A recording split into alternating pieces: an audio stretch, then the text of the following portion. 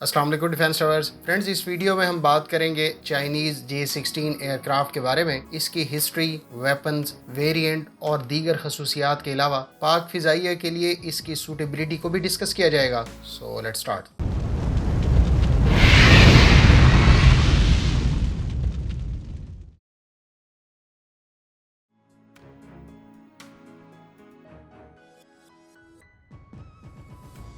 चीन ने 1998 में J-11 twin engine air superiority fighter jet मुतारिफ करवाया। ये दरअसल रूस के Su-30 MKK पर बेस था। मुख्तलिफ सोर्सेज के मुताबिक 200 के करीब J-11 अब तक चीन बना चुका है। इसके बाद चीन ने इस एयरक्राफ्ट से हासिल होने वाले तजर्बात की रोशनी में J-15 carrier borne multi role fighter और J-16 मुतारिफ करवाया। ये एयरक्राफ्ट दरअसल J-11BS पर बेस्ड हैं, लेकिन इसकी ऑपरेशनल रेंज, बेहतर एवियोनिक स्वीट और मल्टी रोल सलाहियतें इनको दूसरे वर्जन से मुमताज़ करती हैं। J-16 को पहली मरतबा मिड 2012 में अनवील किया गया। ये 2013 से चाइनीज़ एयरफोर्स में सर्व कर रहा है। एक स्ट्राइक फाइटर होते हुए J-16 दोनों एयर टू एयर और एयर टू सरफेस रोल्स में यकसा मुफीद है। ये एक ट्विन इंजन और ट्विन सीट एयरक्राफ्ट है। इसको चीन में शेनयांग J-16 या फिर रेड ईगल भी कहा जाता है। इसके बारे में चाइनीज़ अथॉरिटीज़ का दावा है कि ये aircraft American F-18 super hornet, European Eurofighter typhoon और French rafale multi role aircraft की क्लास का तैयारा है। चीन ने इसका बाद में इलेक्ट्रॉनिक वारफेयर वेरिएंट भी मुतारिफ करवाया है, जिसको J-16D कहा जाता है। अलबत्ता इस पर आगे चलकर हम बात करेंगे।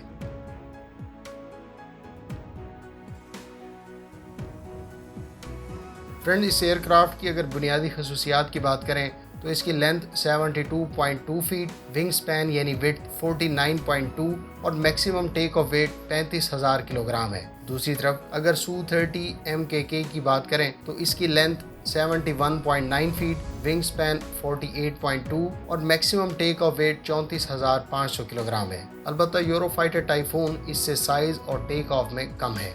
यूरोफाइटर की लंबाई 52.4 फुट, विंग स्पैन 35.9 फीट और maximum take off weight 23,500 kilogram है। सुपर हॉर्नेट और रफाल का टेक ऑफ वेट बिल तरतीब 21,300 और 24,500 किलोग्राम है। J-16 में चाइनीज़ AESA रेडार नस्ब है, जबकि स्टेल्थ कोटिंग एक और प्रोमिनेंट फीचर है जो इस एयरक्राफ्ट को निस्बतन लेस डिटेक्टेबल बनाता है। पायलट के लिए हेलमेट माउंटेड डिस्प्ले भी इस एयरक्राफ्ट के बेसिक फीचर्स में से एक है।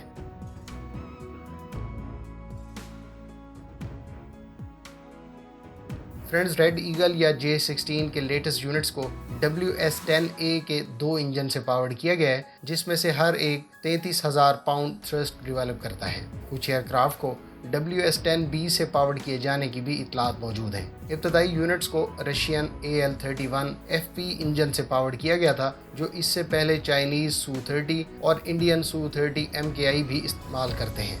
J-16 की स्पीड मार्क 2 यानी 2,450 किलोमीटर पर आवर और रेंज 3,000 किलोमीटर है। इस एयरक्राफ्ट की सर्विस सीलिंग 56,700 फीट है, यानी ये इस बुलंदी पर प्रवास कर सकता है।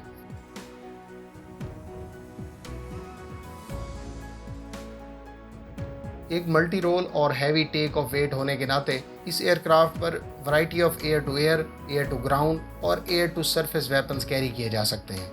सबसे पहले अगर हम एयर टू एयर वेपन्स की बात करें तो इस एयरक्राफ्ट पर हाई ऑफ बोर्ड साइड सलाहियत के साथ 20 किलोमीटर रेंज रखने वाले PL-10 within visual range air to air missile और फिर बियॉन्ड विजुअल रेंज कैटेगरी में ज़्यादा से ज़्यादा 300 किलोमीटर रेंज रखने वाले PL-15 air to air missile को नस्ब किया जा सकता है। 100 किलोमीटर रेंज के साथ PL-12 मिसाइल भी इसके एयर टू एयर वेपन्स में काबिल जिक्र है। कुछ सोर्सेज के मुताबिक J-16 पर चीन का ultra long range air to air missile PL-21 भी इंटीग्रेट किया जा चुका है, गो के इसकी किसी आज़ाद ज़राए से तस्दीक नहीं हो सकी। वाज़ेह रहे कि PL-21 400 किलोमीटर रेंज के साथ रैमजेट पावर्ड मिसाइल है, जिसमें एक्टिव रेडार सीकर और इंफ्रारेड सीकर ड्यूल गाइडेंस के अलावा मिड कोर्स गाइडेंस की सहूलत मौजूद है। यानी इस मिसाइल को दौरान परवाज लॉन्च प्लेटफॉर्म से टारगेट से मुतालिक अपडेट किया जा सकता है, ताकि ये सही से हदफ को निशाना बना सके।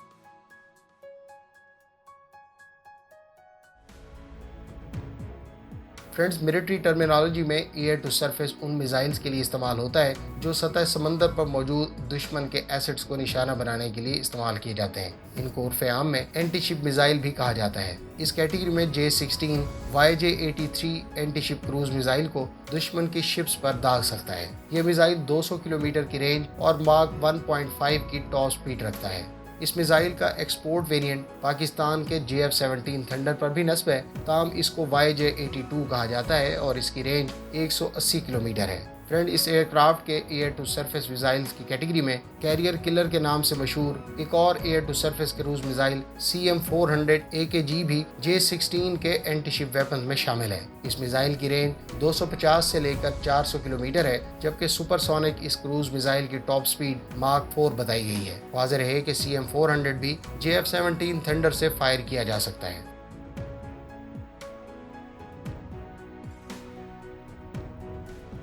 Friends, air to ground weapons की बात करें तो J-16 पर कई तरह के एयर टू ग्राउंड यानी फ़िज़ा से ज़मीन पर मार करने वाले वेपन्स नस्ब किए जा सकते हैं। इसमें काबिल ज़िक्र air launch ground attack cruise missile KD-88 जिसकी रेंज 200 किलोमीटर है वो, और 150 किलोमीटर रेंज के साथ FT-12 air to ground precision guided glide bomb नस्ब किया जा सकता है। इसके अलावा LS-6 और LT-2 air to ground bombs भी कैरी किए जा सकते हैं। दुश्मन के ग्राउंड बेस्ड रेडार्स और एयर डिफेंस एसेट्स को निशाना बनाने वाले एंटी रेडिएशन मिसाइल्स की बात करें तो इस कैटेगरी में 400 किलोमीटर रेंज और मार्क 4 की स्पीड के साथ YJ-12 anti radiation missile, CM-102 और LD-10 मिसाइल्स काबिल जिक्र हैं।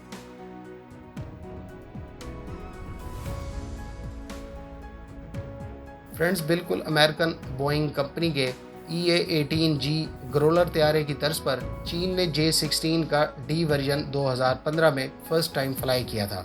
दिसंबर 2020 से अब ये बाकायदा ऑपरेशनल कैपेबिलिटी हासिल कर चुका है। इस एयरक्राफ्ट में इलेक्ट्रॉनिक अटैक मकासद के लिए कई तरह की jamming parts, modified AESA radar और variety of anti radiation missiles carry किए जा सकते हैं। इन इक्विपमेंट्स और वेपन्स की मदद से ये इलेक्ट्रॉनिक वारफेयर के अलावा suppression of enemy air defence जैसे मिशन सर अंजाम दे सकता है। ताहम इस D वेरिएंट से 30 मिलीमीटर की कैनन और इंफ्रारेड सर्च एंड ट्रैक यानी IRST को रिमूव कर दिया गया है।